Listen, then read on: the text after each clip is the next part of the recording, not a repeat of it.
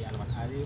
Saya adalah mahasiswa semester 6 dari program studi psikologi Fakultas Kesehatan Masyarakat Universitas Nusa Tenggara. Nah, pada kesempatan kali ini saya akan menjelaskan sedikit kepada Pohon mengenai apa itu cyberbullying. Nah, cyberbullying ini merupakan sebuah aksi bullying atau perundungan yang terjadi di media sosial atau di dunia maya. Nah, di zaman sekarang ini seperti yang kita ketahui, perkembangan teknologi, informasi, dan telekomunikasi sangat mempengaruhi perilaku masyarakat. Jika dulu kita sering mendengarkan sebuah istilah tentang mulutmu harimaumu, maka sekarang telah berubah menjadi jari-jarimu harimau.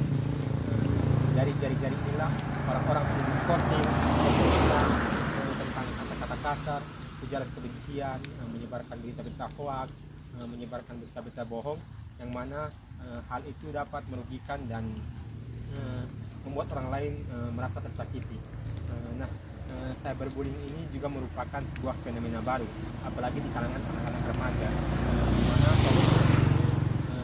lebih berbahaya daripada bullying yang biasa, karena ia meninggalkan jejak digital berupa foto, video, dan juga tulisan-tulisan yang berada di media sosial atau di dunia maya.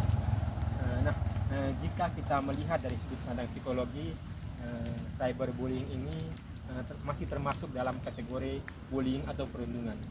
Sedangkan jika dilihat dari sudut pandang ilmu hukum, cyberbullying ini merupakan sebuah kejahatan yang dilakukan oleh sekelompok orang atau individu yang dilakukan secara sadar, sengaja, yang mana menyebabkan orang tersebut merasa tersakiti dan merasa diintimidasi.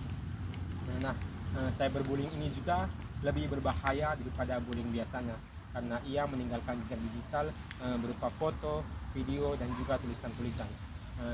Ciri-ciri daripada cyberbullying ini seperti tidak adanya kontak fisik antara pelaku dan korban, jarang ini mengalami kontak fisik. Yang kedua yaitu bisa dilakukan oleh siapa saja dan di mana saja, dan juga kapan saja. Jenis-jenis daripada cyberbullying ini seperti yang pertama yaitu provokasi, di mana orang-orang mengirimkan sebuah pesan-pesan yang bersifat frontal atau bersifat amarah sehingga orang lain merasa tersinggung atau merasa tersakiti. Yang kedua yaitu pencemaran nama baik, di mana ia mengirimkan pesan-pesan berupa atau memposting hal-hal yang bersifat mempermalukan orang lain di media sosial, sehingga orang itu merasa takut dan juga merasa hingga menyebabkan depresi. Kemudian yaitu akun-akun fake, di mana orang-orang membuat akun-akun fake untuk mengirim pesan agar orang tersebut merasa takut dan merasa takut untuk menggunakan media sosial tersebut. Dari hal-hal ini dampak cyberbullying kepada korban itu sangat banyak.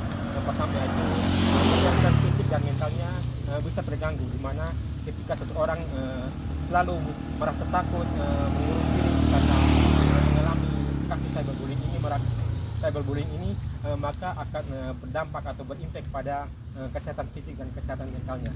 Yang kedua yaitu ia akan takut untuk berinteraksi terhadap lingkungan sekitar, di mana dia takut ketika lingkungan sekitar mengetahui bahwa dia mengalami kasus daripada cyberbullying ini.